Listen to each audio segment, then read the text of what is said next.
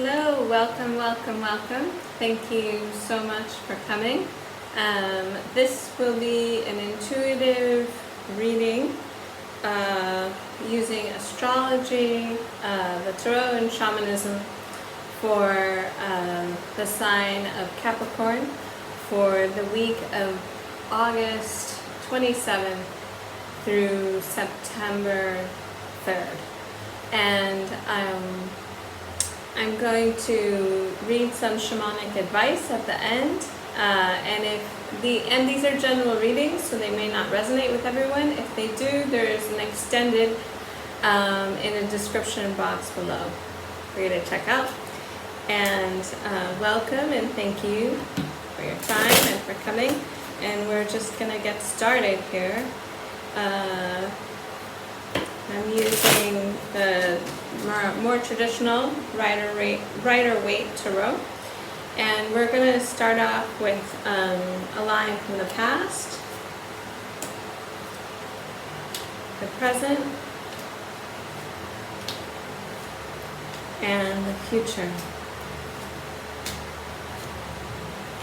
And then we're going to clarify these, and what the clarification does is maybe expose some hidden energies that you're not aware of, Capricorn.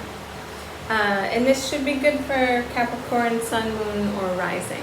So just taking a look at your reading here, it looks like you're going through a transition.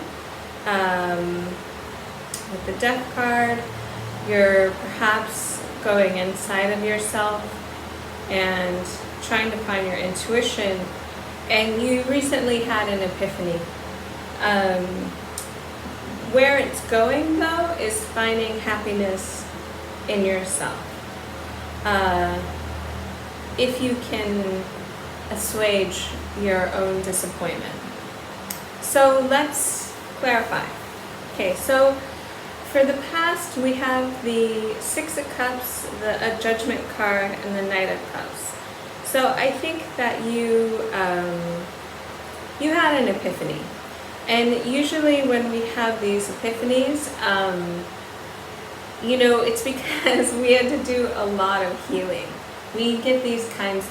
What this card represents, the Judgment card, isn't just an epiphany about like how to balance your checkbook. Well, it can be that pragmatic, but it's more about a divine epiphany, a philosophical epiphany about life.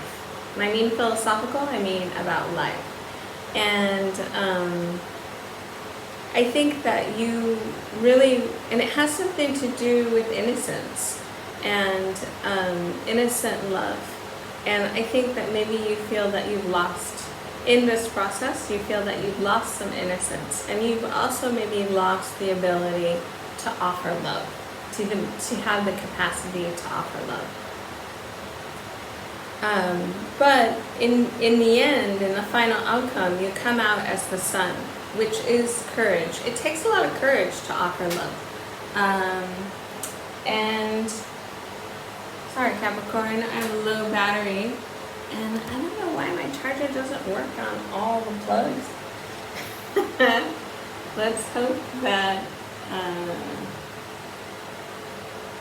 it's charging. Capricorn. Okay, let's clarify. Let's clarify the Seven of Cups. So it looks like you have the Ace of Pentacles, the Ten of Swords, and the Four of Swords. So in this innocent love that you want to have, or that you are trying to manifest, there was some offer, and it might have been in the material world. It has something to do with the material realm, but you got really hurt, and then it kind of forced you into this place of healing. But I think that maybe you didn't actually heal. So let's clarify the Judgment card. You have the Six of Swords, the Nine of Wands, and the Three of Wands. Yeah, so somebody left. the situation, either you or them, and you know, someone left to go on a new adventure, and someone just left because it was the time to do that. And there was a lot of defensiveness. There might have been some defending of territory in that, but that produced the epiphany inside of you, this leaving, and feeling that maybe you have to defend yourself. So let's clarify the Knight of Cups. You have the Seven of Cups, the Ten of Cups, and the Ten of Wands. Yeah, so you're this desire or ability to offer love in relationship, it comes from a place of like wanting that like ultimate happiness, marriage. It comes from a place of imagination inside of you, and it also comes from a place of like feeling like you held a heavy burden and you want that burden to end, which makes sense. I hope my battery is charging, Capricorn. So let's look at the present moment. Let's look at this transformation that's happening inside of you with the Death card. So this death is happening because, yes, someone left and there was some disappointment there, either you or them. That person had a hard time deciding, you know, should I go, should I stay, couldn't decide, and they were feeling really stuck. I don't know if it was you or them, or it looks like it might have been the both of you, because there's a lot of people leaving here on the table, and that created this death moment where something has ended and you're in a period of transformation and transition. Something is dying, but it will make room for something new to be created. Let's clarify the Hermit. Okay, so you're coming into a place of like, you want to like find wisdom, you know, you want to go inside of yourself and find wisdom, and you feel very impatient. You want to rush in. You want there to be balance in a relationship. You want equal give and take, and there might even be some like, honestly, the Page of Swords with a Hermit. You might be doing some like cyber social media stalking, or someone might be doing it to you, you know, like looking on your online profiles. If this is you, or even if it's them, it's not super healthy to, after you break up, to like look at someone else's social media and see what they're doing.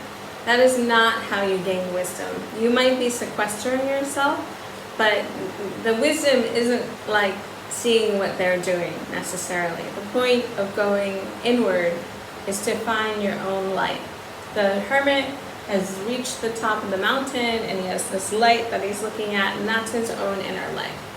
And that is the point. So if this is you, go inward. And you may want to, if this is ending a relationship, you may want to go out and see your friends and hang out with your friends, you know. That's really such a, one of the best cures for a breakup. It's just spending time with your friends, you know, because it kind of takes you out of that, you know. So here's my shamanic element. From the ancient shamans of Mexico, like Don Juan, who was Carlos Castaneda's teacher, and I'll read to you from his book, said that self-pity is a force. It's always going to be there. When we become spiritual warriors, you know, warriors of light, our lives become very disciplined, very meticulous. And self-pity stays, but it becomes part of the background. It takes the back seat, where self-pity is a force, and it can be, you know, the number one thing in your life, or it can be something as compelling as another force like gravity. So when you go out and you see your friends and you're social after a breakup, you don't you don't indulge in that self-pity. It's important to heal, to take that time to heal. I don't mean go out and drinking. I just mean, be social and not try to do things where you're not thinking about yourself. And for the astrology, Saturn is in the 3rd house of the sun. Squaring the sun. And so you're ruled by Saturn. And Saturn in the 3rd house, that's your roots. You're really you might be doing a lot of deep thinking here with this Hermit. And as it squares the sun, that relationship, it's bringing light to things that maybe you need to see. A square in modern astrology isn't a bad thing. It's certainly with the sun, it's bringing light to something that maybe we hadn't seen before, something inside of ourselves, and it could be an old repeating pattern. So the next card is your intuition here for the present moment. Let's clarify, because I think that this High Priestess is pivotal. It's pivotal to the whole reading, and I think to what you're going through. So your intuition is being heightened at this moment, and it's going to happen through your own self-care, and that self-care has to happen as daily work, daily practice, and it will bring love. So beautiful. Okay, let's look at the future and clarify this 4 of Cups. I think that you're disappointed in love. Something didn't work out. Somebody left.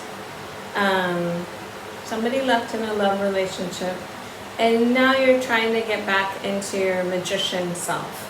You're trying to come back into the Capricorn who manifests things in the material, the great manifester that you are, the boss that you are. And it will happen. Let's clarify this Queen of Wands. So you have the Lovers, the Page of Wands, and the 2 of Wands.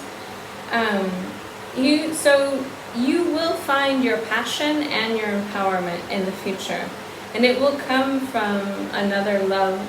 This will also bring love into your life. You will stop being the wounded warrior, and you're going to embark on a new adventure, a new journey with that 2 of Wands. You're going to have the world in your hands. And then for the final outcome is the Sun, which is internal happiness. So, clarified by the 8 of Wands, the Temperance, and the 5 of Pentacles, you're going to find this inner happiness. There's going to be some communication coming your way. You're going to have temperance. You're going to have to be patient and allow the divine timing to come in. And you're also going to have to rid yourself. You're going to have to bring light to the part of you that feels sorry for yourself. And you're going to have to sort of overcome that part of yourself. Feel sorry for yourself, that feels victimized. But I think in general, we all have to do that. This is life. In general, it's a really wonderful reading though, because in the end, you do find this inner happiness, and your own power and passion and love. So let's read from Carlos Castaneda here. This is from the Wheel of Time, which is a compilation of quotes from the teacher Don Juan Matus, who is they say 26,000 year lineage of shamans in Mexico. So this is page 94. A warrior is an immaculate hunter who hunts power. He's not drunk or crazed, and he has neither the time nor the disposition to bluff or to lie to himself or to make a wrong move. The stakes are too high for that. The stakes are his trimmed, orderly life. which he has taken so long to tighten and perfect. He is not going to throw that away by making some stupid miscalculation, by mistaking something for something else. I think this is really poignant for the Capricorns. So thanks for reading, and if this resonated with you, you can check the description box and find out for the extended reading. Okay, thanks. Bye.